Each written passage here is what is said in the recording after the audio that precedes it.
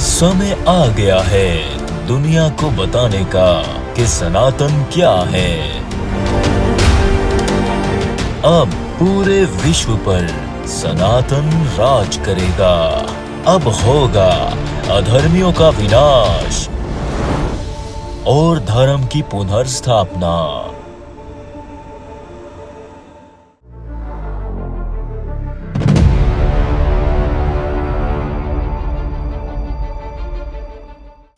तो मेरे प्रिय सनातनियों, आप आ जाओ इस्लाम की तरफ। इस्लाम क्या है? आज से लगभग 1500 वर्ष पीछे पास्ट में चले जाओ, माजी में चले जाओ, तो एक व्यक्ति उठता है जिसको आज धरतीवासी मोहम्मद के नाम से जानते हैं। हमारा जो सत्संग का सिलसिला है, इसमें हम आगे जाके आगे जो बैठ के उनमें हम आपको बताएंगे कि मोहम्मद ईश्वर का अवतार नहीं था, वो एक बहरूपिया था। परंतु जो इस्लाम के नाम पर आज दुनिया में धर्म है, जो मोहम्मद से मंसूब किया जाता है कि मोहम्मद ये धर्म लेकर गया, अब उसमें क्या है? उसमें यह है कि जब आप कुरान उठाकर देखें तो कुरान कहता है कि जो सबसे पहला काम तुमने करना है, क्या करना है? वही जो मोसेस ने बताया कि तुमने गुस्ल करना है। अरबी में कहते हैं गुस्ल। जब आप अबरानी में जाएंगे तो उसमें कहते हैं बपतस्मा, और जब आप संस्कृत में आएंगे तो कहते हैं स्नान, गंगा स्नान। संस्कृत में गंगा स्नान, अबरानी में जो ज्यूज हैं उनकी जो लैंग्वेज है उसमें बपतस्मा, और अरबी में गुस्ल। तो कुरान क्या कहता है? कुरान कहता है कि सबसे पहला काम तुमने क्या करना है? गुस्ल करना है। और गुस्ल कैसे करना है? बात की बात है। अब दूसरा काम कुरान क्या कहता है? कुरान कहता है वही करना है जो मोसेस बता कर गया, वही करना है जो जीसस बता कर गया, वही करना है जो ईश्वर का हर अवतार बता कर गया। मैं तुम्हें कोई नया धर्म नहीं दे रहा, नई बात नहीं बता रहा। जब तुम क्या करोगे? जब तुम ये करोगे कि तुम गंगा स्नान करोगे, यानी गुस्ल करोगे, और फिर तुम 7 में से हर हफ्ते में 7 में से एक दिन छुट्टी करोगे। एक दिन क्या करोगे? मेरे के आगे झुकोगे। तो इसका नतीजा क्या निकलेगा? यह धरती स्वर्ग बन जाएगी, ये नरक से स्वर्ग बन जाएगी। तुम्हारे जो शरीर हैं ये नरकी शरीरों से ये स्वर्गीय शरीर बन जाएंगे, ये नरकी शरीर नहीं रहेंगे। तुम्हें किसी भी प्रकार की समस्या का सामना फिर नहीं रहेगा, हर समस्या का समाधान हो जाएगा, ये धरती स्वर्ग बन जाएगी। अब ये जिसे इस्लाम कहते हैं, कुरान इस बारे में यह कहता है, परंतु मोहम्मद ने यह नहीं कहा। मोहम्मद ने क्या कहा? मोहम्मद ने इस्लाम के नाम पर धर्म को बिगाड़ दिया। मोहम्मद वो व्यक्ति था, ऐसा व्यक्ति था जिसने धर्म के नाम पर सनातन धर्म, इस्लाम का तो मतलब यह है सनातन धर्म। मोहम्मद ने सनातन धर्म के नाम पर इब्राहिम का जो धर्म था, इस्लाम, सनातन धर्म, उसके नाम पर सनातन धर्म को बिगाड़ दिया। उसने कैसे बिगाड़ा?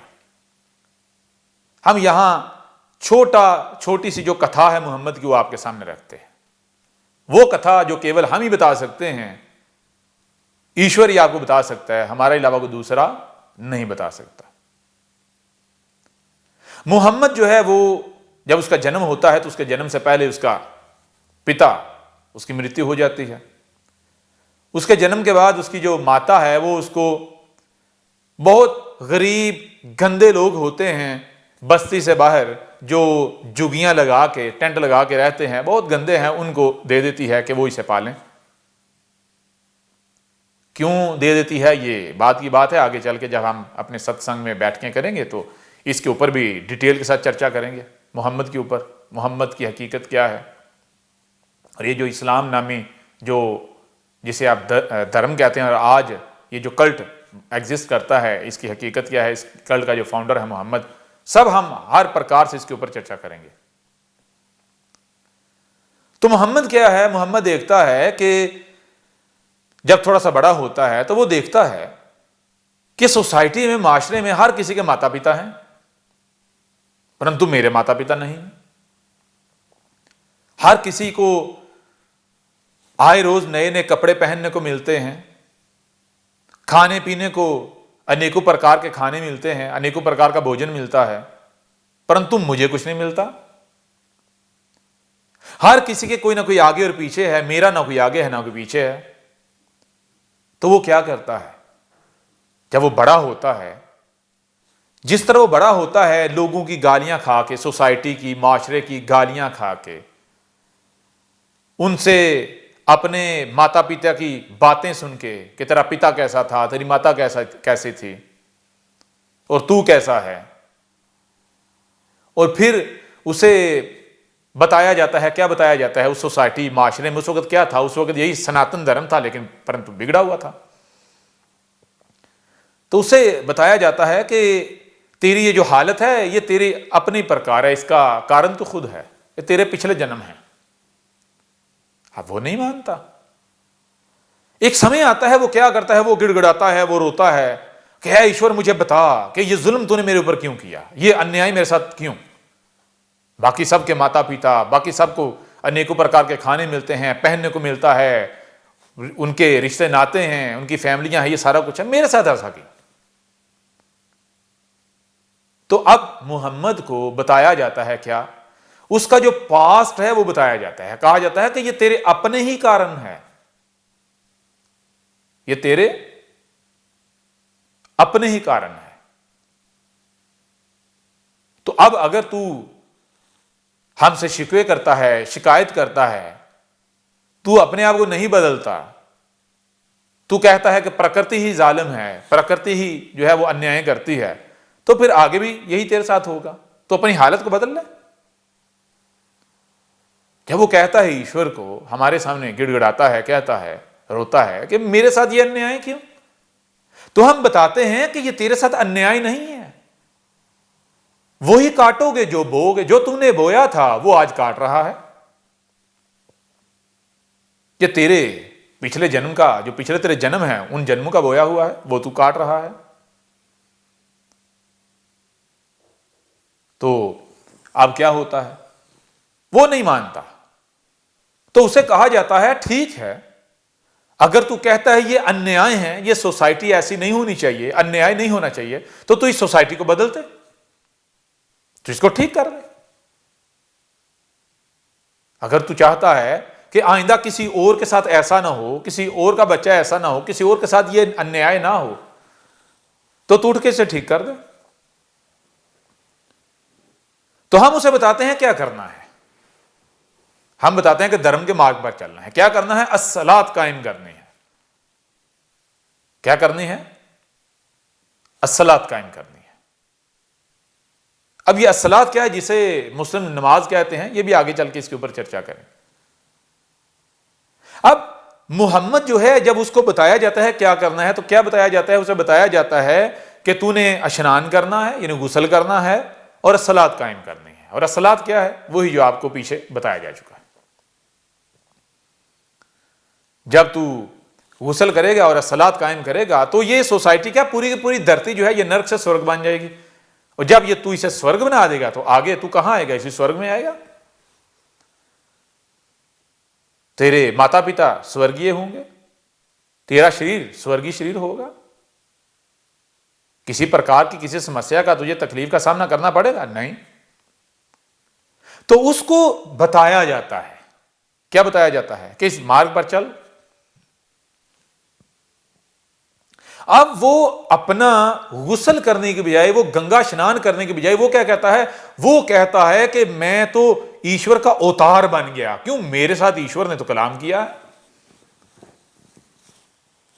यानी होता क्या है, होता केवल इतना है, वो अपने दुखों को लेके, अपनी समस्याओं को लेके एक गार के अंदर घुस जाता है, एक केव के अंदर घुस जाता है, वहां बैठ जाता है। उसे को बताता है कि इस तरह ईश्वर के साथ संपर्क किया जा सकता है, राब्ता किया जा सकता है। क्या करके? मेडिटेशन करके, मुराकबा करके, योगा करके। वो योगा करने चला जाता है एक गार के अंदर, एक केव के अंदर, एक गुफा के अंदर। अब उस गुफा में जब वो कुछ दिन गुजारता है तो फिर ये हमारा कानून है, जो भी इस तरह योगा करेगा तो हम उससे कलाम करते हैं, हम उसके सामने आते हैं, हम उससे बतियाते हैं। परंतु सबसे पहले तो हम उसे बताते हैं कि वो है क्या, और उसे बताते हैं कि तूने अपने आप को ठीक करना है। अपने आप को ठीक करना है। जब तक वो अपने आप को ठीक नहीं करेगा तब तक वो किसी दूसरे को ठीक कर सकता है। उसे हमने फार्मूला बताया, तरीका बताया अपने आप को ठीक करने का, परंतु उसने क्या लिया? उसने कहा मेरे साथ ईश्वर ने संपर्क किया है, ईश्वर के साथ मेरा संपर्क हो गया है, राब्ता हुआ है, बात हुई है, मैं तो एक महान व्यक्ति बन गया हूं, एक महान जो है वो गया हूं, मेरे जैसा कोई है ही नहीं। तो अब उसने क्या किया? अब उसने अपने आप को बदलने के बजाय दूसरों को अपने जैसा बनाना शुरू कर दिया। उसको नहीं इस बात का ज्ञान के गुस्ल क्या है, यानी गंगा स्नान क्या है, उसे यह नहीं ज्ञान के 6 दिन के बाद 7वें दिन की छुट्टी क्या है, ईश्वर के आगे प्रार्थना करना क्या है, ईश्वर के आगे गिरना क्या है, उसे नहीं ज्ञान के सलात क्या है। वो वही करना शुरू हो जाता है जो अस्सलात के नाम पर जो किया जा रहा है, जो पहले से ही लोग कर रहे हैं। नमाज पढ़ रहे हैं, वो नमाज पढ़ना शुरू हो जाता है।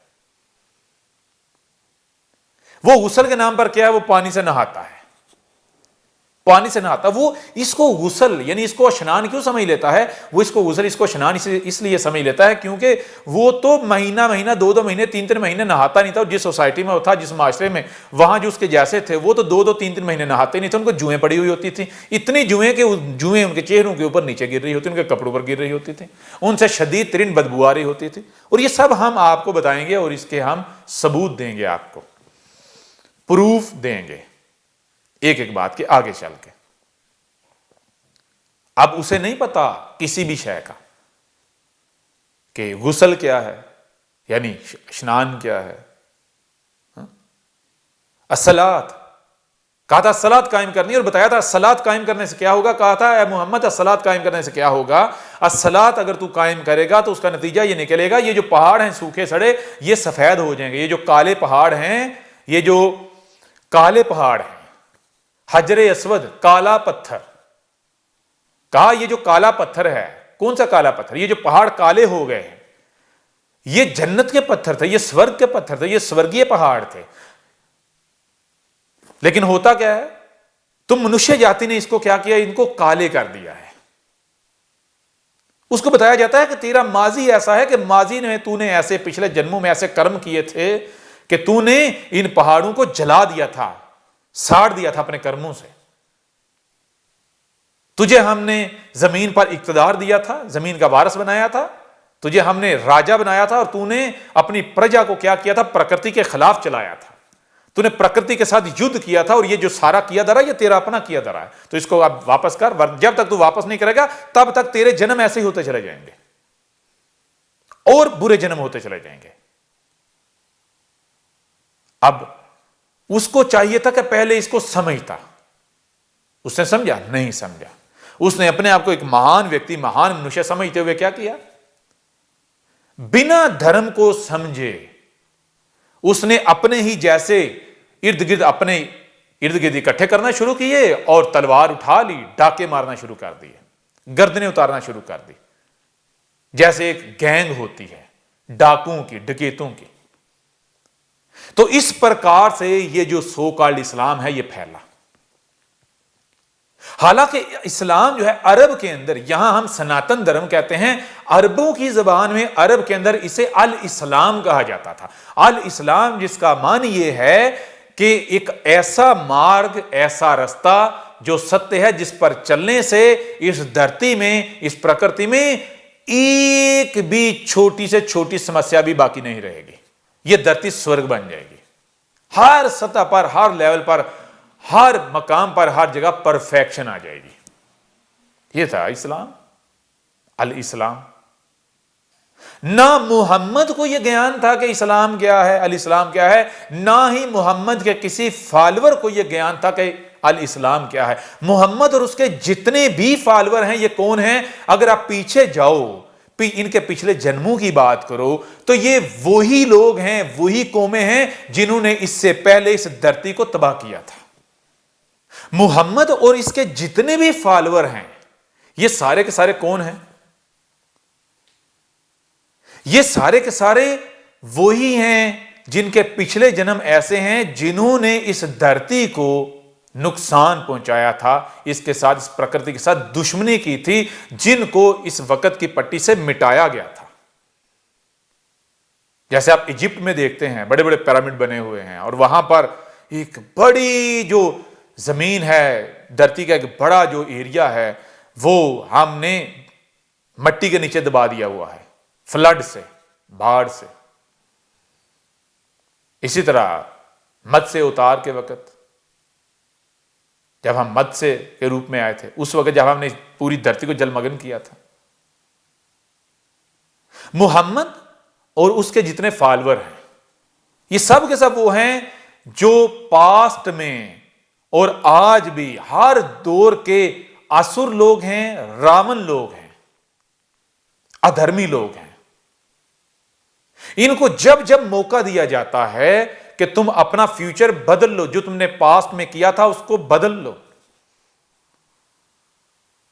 उसको सुधार लो, तो ये क्या करते हैं? ये वही करते हैं जो इनकी आदत है। ये हर बार वही करते हैं, ये वही करते हैं, वही करते रहे और वही करते रहेंगे। तो आप इस्लाम को अगर ले लें, अब प्रिय सनातनियों गौर करो, इस्लाम, क्रिश्चियनिटी, जुडाइज्म, क्या ये तीन अलग अलग हैं? ये जब आप पीछे जाएंगे तो आपको पता चलेगा कि क्रिश्चियनिटी जो है, ये हकीकत में, सत्य में क्या है? जब पीछे से पीछे जाओ, ये सनातन को बिगाड़ दिया गया है, सनातन धर्म को। जुडाइज्म सनातन को बिगाड़ दिया गया है। इसी प्रकार से जो इस्लाम है,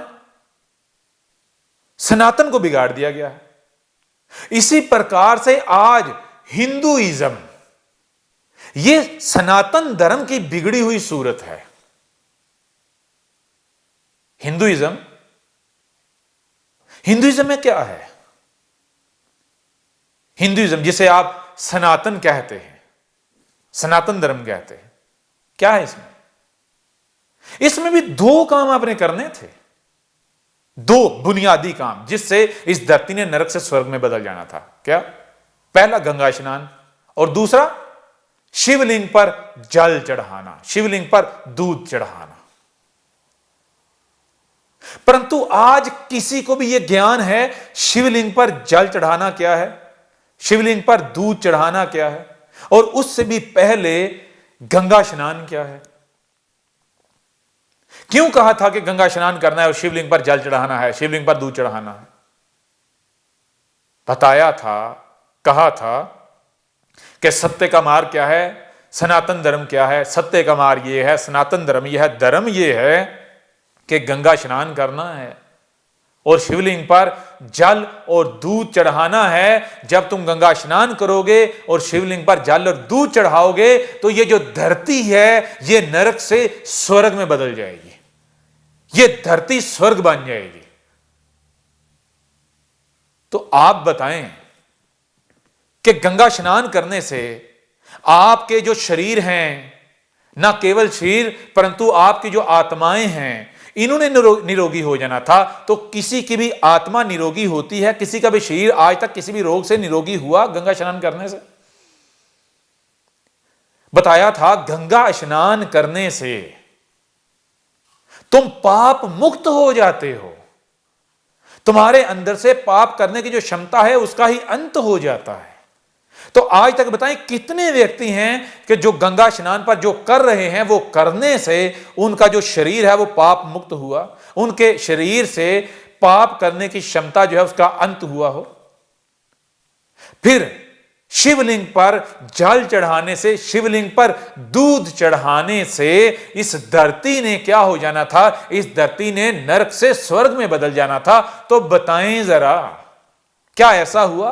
हजारों वर्षों से आप जो कर रहे हैं शिवलिंग पर जल और दूध चढ़ाने के नाम पर, गंगा स्नान के नाम पर, वो करने से वो प्राप्त हुआ जिसकी प्राप्ति के लिए करने को कहा गया था? अगर नहीं तो अब आप बताएं, आप में जो अपने आप को जबान से सनातनी कहें, हिंदू कहें, जो भी कहें, आप में और एक यहूदी में, ज्यूज में, एक क्रिश्चियन में, एक मुस्लिम में, और इस तरह बाकी जितनी भी जातियां हैं, बाकी जितने भी धर्म हैं, उनके फॉलोअर हैं, उनमें क्या अंतर है? कोई अंतर है? कोई अल्लाह कह रहा है, कोई गॉड कह रहा है, कोई ईश्वर कह रहा है, कोई दियोस कह रहा है, कोई एली कह रहा है, कोई ईश्वर कह रहा है, कोई भगवान कह रहा है। तो क्या ये अलग अलग नाम रखने से क्या प्रकृति बदल जाएगी, अलग अलग हो जाएगी? ब्रह्मांड जो है वो अलग अलग हो जाएंगे? ईश्वर एक से ज्यादा हो जाएंगे? नहीं। जितने जी चाहे शब्द यूज करो, जितने जी चाहे शब्दों का उपयोग कर लो, तुम्हारे मन में जितने भी शब्द आए तुम उनका उपयोग कर लो। ईश्वर एक ही है, गॉड एक ही है, ठीक है? यह ब्रह्मांड एक ही है, प्रकृति एक ही है। तुम जो भी नाम दो, जब ईश्वर एक है तो धर्म एक से ज्यादा कैसे हो गए? धर्म अनेक कैसे हो गए? जब ईश्वर अनेक नहीं है तो धर्म अनेक क्यों? तो जो ये कहता है ईश्वर अनेक हैं, तुम्हारा जो है वो ईश्वर है, हमारा गॉड है, तुम्हारा गॉड है, हमारा अल्लाह है, तुम्हारा ईश्वर है, हमारा अल्लाह है, वो धर्मी नहीं, वो अधर्मी है। उससे बढ़कर बड़ा कोई अधर्मी इस धरती पर है ही नहीं। जो कहता है कि धर्म एक नहीं अनेक हैं, उससे बड़ा अधर्मी कोई है ही नहीं। धर्म के नाम पर ये आज जितने भी अधर्म मौजूद हैं, जिनको दुनिया जनता धर्म मान रही है, धर्म समझ रही है, ये सब का सब क्या है? ये सब का सब पाखंड है, ये सब का सब व्यापार है, दुकानदार। ठीक है? तो मेरे प्रिय सनातनियों, जान लो, आज तुम्हारे सामने ये कौन बैठा हुआ है? आज ये तुम्हारे सामने तुम्हारे जैसा एक साधारण मनुष्य, साधारण व्यक्ति नहीं बैठा हुआ। ये दिखता तुम्हारे जैसा है, परंतु ये ईश्वर की बनाई हुई मूर्ति है। इस मूर्ति में ईश्वर बोल रहा है, हम बोल रहे हैं, प्रकृति बोल रही है, माता सीता बोल रही है, माता पार्वती बोल रही है, शिव जी बोल रहे हैं, ब्रह्मा विष्णु महेश बोल रहे हैं। ठीक है?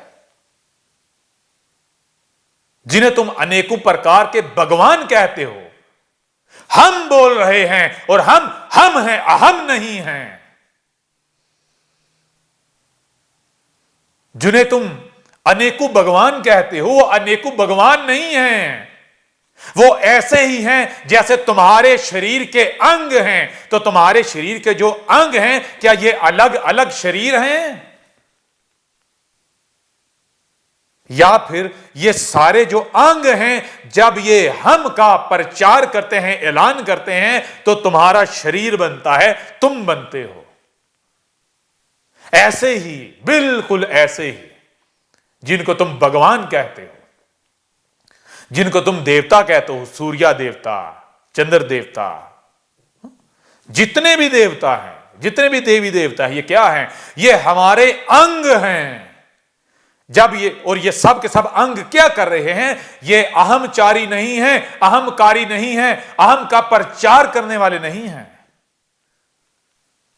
अहम का कार्य करने वाले नहीं हैं। ये हम का कार्य करने वाले हैं, हम का प्रचार करने वाले हैं। हम एक ही तन, सनातन। ठीक है, तो मेरे प्रिय सनातनियों, आज आपके ऊपर है आंखें बंद करके जो आंखें हमने तुम्हें दी थी, कान बंद करके जो हमने तुम्हें दिए थे, बुद्धि जो है इसका उपयोग ना करके जो हमने तुम्हें इसीलिए उपयोग करने की ये दी थी, अगर तुम इनका उपयोग नहीं करते और अपने पुरखों के पीछे चलते हो, तुम इन्हीं पंडित पादरियों के नाम पर जो पाखंडी हैं, जो बाबा संत साधुओं के नाम पर पाखंडी हैं, ये लेबल लगाते ही इसलिए हैं क्योंकि इनको पता है, ये जानते हैं, ये जानते हैं कि अगर ये लेबल लगाएंगे नहीं अपने ऊपर, साधु का, संत का, बाबा का, पंडित का, पादरी का, मौलवी का, तो जनता इनके पीछे चलेगी कैसे? जब जनता इनके पीछे चलेगी नहीं तो इनको दान दक्षिणा कहां से मिलेगा? जब इनको दान दक्षिणा ही नहीं मिलेगा तो इनके पेट कैसे बढ़ेंगे? ये अपनी इच्छाएं कैसे पूरी करेंगे? ये इस धरती को नर्क कैसे बनाएंगे? इनका तो लक्ष्य ही यही है कि इस धरती को नर्क बनाना। इनका तो लक्ष्य ही यही है कि एक नहीं अनेक का प्रचार करना। प्रचार तो एक का करना था और ये तो अनेक के प्रचारी हैं। प्रचार तो सत्य का करना था, सनातन धर्म का करना था, प्रकृति का करना था, एक ही तन का करना था। और ये तो अनेकों तनु के पुजारी हैं, अनेकों तन के प्रचारी हैं। और जब तुम आंखें बंद करके, कान बंद करके, बुद्धि का उपयोग किए बगैर, किए बिना इनके पीछे चलोगे तो तुम कहां जाओगे? क्या तुम्हें आनंद प्राप्त होगा? तुम्हारे जो शरीर हैं ये निरोगी बनेंगे या और रोगों को दावत दोगे? जब तुम इनके पीछे चलते हो तो तुम तो जो रोग हैं उनको दावत देते हो, आप मेरे प्रिय रोग, मेरा शरीर तेरे लिए हाजिर है, मेरी आत्मा तेरे लिए हाजिर है। और जब ये रोग तुम्हें आप पकड़ते हैं, जब तुम्हारे शरीर रोगी होते हैं, तुम्हारी आत्मा रोगी हो जाती है, अनेकों प्रकार के रोग जब तुम्हें पकड़ लेते हैं, जब तुम्हारी जिंदगी से, तुम्हारे जीवन से आनंद चला जाता है, गायब हो जाता है, परे हट जाता है, बेचैन हो जाते हो, परेशान हो जाते हो, तकलीफ में चले जाते हो, पड़ जाते हो, तो फिर चीखते हो, फिर ईश्वर ईश्वर करना शुरू हो जाते हो। और वो भी केवल तुम जबान से, जीवा से कहते हो, जीवा से ईश्वर ईश्वर कहते हो। परंतु जैसे ही हम तुम्हारे सामने कोई रास्ता लेकर आए कि इस रास्ते पर चल के तेरी समस्या का हल हो सकता है और दूसरी तरफ ईश्वर है, तुम वहीं पर वैसे ही उसी वक्त, उसी समय ईश्वर को हमें छोड़कर उस मार्ग पर चल पड़ते हो। यह होता है तुम्हारा ईश्वर को हमें पुकारना। तो अब बताओ क्या चाहिए? सत्य चाहिए या नहीं चाहिए? सनातन धर्म चाहिए या नहीं चाहिए? अपनी जितनी भी समस्याएं हैं उनका समाधान चाहते हो या नहीं चाहते? जिस प्रकार के भी रोग का तुम शिकार हो, जिस प्रकार के भी रोग ने तुम्हें पकड़ा हुआ है, इससे मुक्ति चाहते हो या नहीं चाहते? ये जहां जिस नरक में फंसे हुए हो, इस नरक से मुक्ति चाहते हो या नहीं चाहते? अगर चाहते हो तो जान लो, ये जो तुम्हारे सामने शरीर है, ये किसका शरीर है? हम ईश्वर बोल रहे हैं, बतिया रहे हैं, और ये हमारी जीवा है, जीव है हमारी, ये जबान है। हम बतिया रहे हैं तुम्हारे क्रिएटर, हम बतिया रहे हैं प्रकृति जिसने तुम्हें बनाया है। हमारे अलावा किसी के पास तुम्हारे किसी मसले का कोई सलूशन नहीं है। किसी समस्या का समाधान कोई नहीं कर सकता तुम्हारा हमारे अलावा। तो क्या चाहते हो? आज ये फैसला तुमने खुद करना है। अनेक का प्रचार करना है या एक का प्रचार करना है। और हम तुम्हें बता दें हम क्या करने जा रहे हैं और हमारा लक्ष्य क्या है। हमने इस धरती को नरक नहीं रहने देना, हमने इसको स्वर्ग बना के फिर तुम्हें देकर जाना है कि तुम्हारा टेस्ट लिया जाए। अब इम्तिहान दोबारा से शुरू। जो इसको स्वर्ग बनाकर रखेंगे उनको हम निकाल लेंगे और जो नरक बनाएंगे उनको फिर यहीं कैद कर देंगे।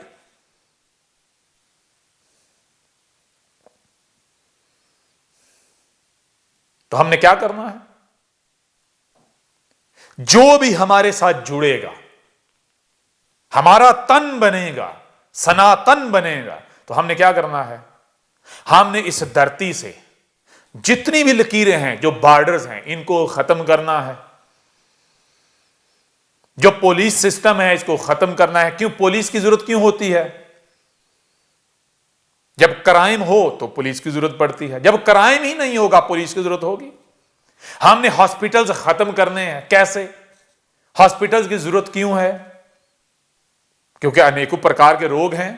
जब रोग ही नहीं होंगे तो हॉस्पिटल की जरूरत होगी।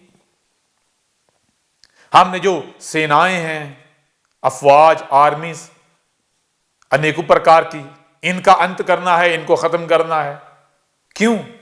जब एक ही तन होगा, कोई दुश्मन होगा ही नहीं, कोई एनिमी होगा ही नहीं, तो फौज किसके लिए? जब बॉर्डर होगा ही नहीं, एक ही तन होगा, तो फौज किस लिए? सेना किस लिए? हमने ये जो करेंसी सिस्टम है, करेंसी इसको खत्म करना है। हमने ये जो कीमतों से, पैसे से, करेंसी से लेन देन होता है, हमने इसको खत्म करना है। जब सब कुछ होगा ही फ्री, ग्राटिस, फ्री, मुफ्त, तो किसी करेंसी की जरूरत होगी नहीं ना होगी। हम एक ऐसा राज्य बनाने जा रहे हैं, एक ऐसा राज जिसमें कोई चोरी नहीं होगी, कोई डाका नहीं होगा, कोई रोग नहीं होगा, कोई दूसरा तन नहीं होगा, एक ही तन होगा, जिसमें अधर्म होगा ही नहीं, जिसमें होगा ही धर्म, जिसमें ऐसा भोजन होगा ही नहीं जिस भोजन के करने से ना केवल अनेकों प्रकार के ये जो शरीर को रोग लगते हैं ये रोग जन्म लें, परंतु आत्मा का रोग वो जन्म ले। जब जो भोजन होगा वो हमारा होगा परफेक्ट भोजन, प्यूरिफाई, उस भोजन के करने से क्या तुम्हारे बाल जड़ेंगे? तुम वक्त से पहले तुम गंजे होगे, तुम्हारे दांत खराब होंगे, तुम्हें कैंसर होगा, तुम्हें खांसी आएगी, तुम्हें किसी भी प्रकार की किसी भी डिजीज का, बीमारी का, रोग का सामना करना पड़ेगा? नहीं करना पड़ेगा।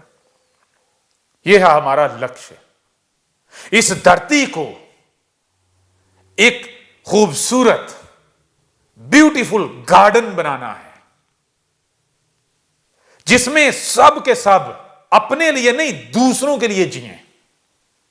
सब मिलकर इसको जन्नत बनाएंगे, स्वर्ग बनाएंगे, बाग बनाएंगे और सब मिलकर खाएंगे। कोई किसी का गुलाम नहीं होगा, किसी का दासी नहीं होगा, किसी का दास नहीं होगा। सब ईश्वर के भक्त होंगे, सब ईश्वर के दास होंगे, प्रकृति के दास होंगे, माता सीता के दास होंगे, माता पार्वती के दास होंगे, सब माता सीता की संतान होंगे। ठीक है ना? सभी के सभी परमपिता शिव जी और माता पार्वती की संतान होंगे। सब एक दूसरे के प्रिय होंगे। जो जितना रिश्ते में दूर होगा वो उतना ही ज्यादा प्रिय होगा। किसी को भी किसी का प्रिय होने के लिए खूनी रिश्ते की, ब्लड रिलेशन की जरूरत नहीं होगी। ठीक है ना? तो क्या ये करना चाहते हो? क्या जीवन का लक्ष्य इसी को बनाना चाहते हो? यह है सनातन धर्म, और जो इस धर्म का पालन करेगा वही सनातनी है, उसी को मुक्ति मिलेगी, हर प्रकार से मुक्ति मिलेगी। और जो सनातन धर्म का पालनकार नहीं है, पालन करने नहीं है, जो इससे मुंह मोड़ेगा, ना उसको मुक्ति मिलेगी, ना केवल उसको मुक्ति नहीं मिलेगी, परंतु वो इसी नरक में जन्म दर जन्म फंसा रहेगा। आज तो फिर अच्छे माता पिता मिल गए, थोड़ा अच्छा जीवन मिल गया, कल को कैसे माता पिता मिलेंगे, कैसा जीवन मिलेगा? आज जो बोओगे वही कल काटोगे। ठीक है, जो आज बो रहे हो कल को वही काटना पड़ेगा।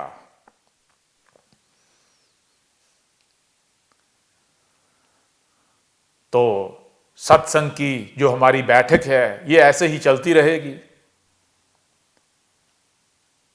ये जो हमारी बैठक थी इसको यहीं पर समाप्त करते हैं। और इस बैठक के अंत पर हम आपसे एक प्रश्न करते हैं। अब्राहम ने क्या कहा? अब्राहम ने कहा कि ये जो तुम मूर्ति पूजा कर रहे हो यह सनातन धर्म नहीं है। करनी तो मूर्ति पूजा ही है, परंतु तुमने ना मूर्ति को समझा ना ही मूर्ति पूजा को। तो जो तुम मूर्ति पूजा के नाम कर रहे हो यह सनातन धर्म नहीं है, यह अल इस्लाम नहीं है। ठीक है, इब्राहिम ने क्या बताया था? इब्राहिम ने बताया था कि सनातन धर्म वो है जिसका पालन करने से, जिस पर चलने से ये धरती नरक से स्वर्ग बन जाए। ठीक है, यही मोसेस ने कहा। मोसेस ने कहा बपतिस्मा लेना है, यानी गंगा स्नान करना है, और 7 दिन में से एक दिन छुट्टी करनी है। और वो एक दिन क्या करना है? कुछ नहीं करना। वो एक दिन प्रकृति का, 6 दिन तुम्हारे, एक दिन प्रकृति का। हर 7 में से हर वीक में 6 दिन तुम्हारे, एक दिन प्रकृति का। जब तुम ये करोगे, ये कार्य करोगे, तो ये जो धरती है ये नरक से स्वर्ग में बदल जाएगी, स्वर्ग बन जाएगी। यही जीसस ने कहा। क्या कहा जीसस ने? जीसस ने कहा कि तुमने गंगा स्नान करना है, यानी बपतिस्मा करना है,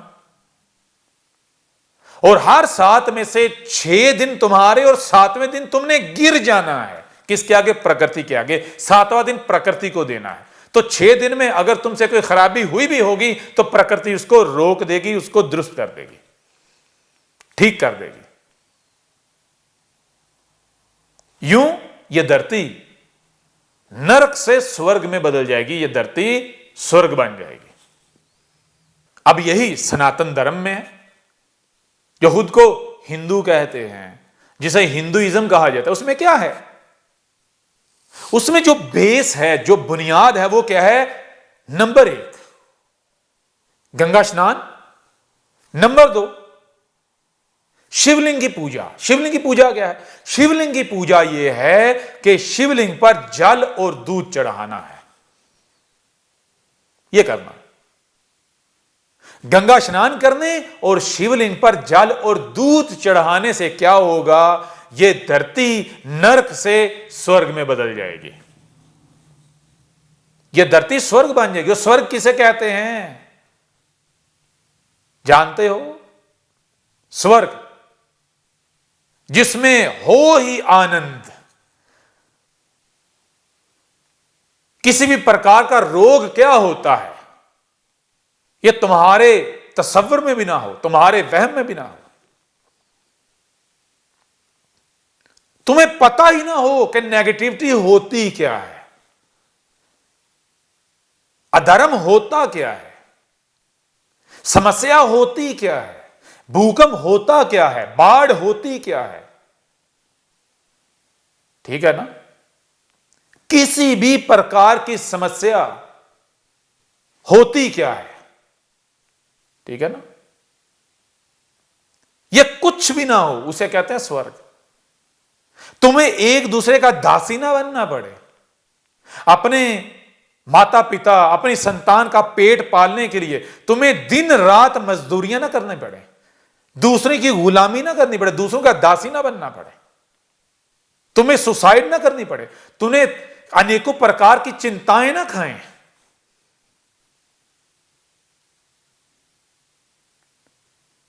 तो मेरे प्रिय सनातनियों, जरा विचार करो और थोड़ा सा विचार करो कि जो आप गंगा स्नान के नाम पर कर रहे हैं और जो आप शिवलिंग पर जल और दूध चढ़ाने के नाम पर कर रहे हैं, शिवलिंग की पूजा के नाम पर कर रहे हैं, शिव जी की पूजा के नाम पर कर रहे हैं, कब से कर रहे हैं बताएं ना। ज्यूज पिछले 4000 साल से ज्यादा वर्ष हो गए कर रहे हैं, वो प्राप्त हुआ नहीं हुआ। क्रिश्चियंस उस नाम पर जो कर रहे हैं वो प्राप्त हुआ नहीं प्राप्त हुआ। मुस्लिम मुहम्मद समेत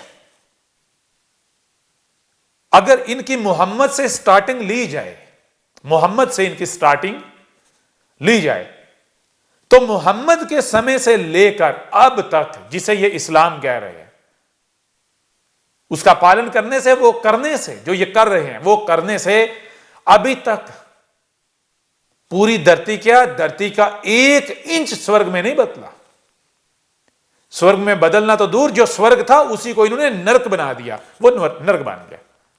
और जो आप कर रहे हैं सनातन धर्म के नाम पर, आप भी तो हजारों वर्षों से कर रहे हैं, हजारों वर्षों से कर रहे हैं, तो क्या उसकी प्राप्ति हुई? ये धरती स्वर्ग बनी?